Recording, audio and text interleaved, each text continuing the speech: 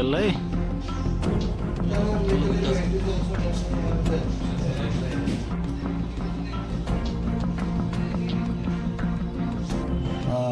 Ambassa police স্টেশনে একটা খবর আসে যে একটা বাইক হুন্ডা বাইক মুঙ্গিয়াগামীর দিক থেকে আসবে এবং ওই বাইকের যে রাইডার সে কন্ট্রাব্যান্ড আইটেম নিয়ে আসতে পারে। তো সে অনুসারে আমাদের একটা আমবাসা পিএসের টিম সেখানে অ্যাম্বুশে যায় এবং বেতবাগান নাকাতে অ্যাম্বুশ করে। তো কিছুক্ষণ পরে আমরা ইনফরমেশান অনুযায়ী আমরা বাইকটাকে ডিটেন করতে পারি এবং বাইক রাইডারকেও ডিটেন করি। তারপরেও তার কাছে একটা পিট্টু ব্যাগ ছিল, ব্যাগটা আমরা প্রসিজিওর মেনে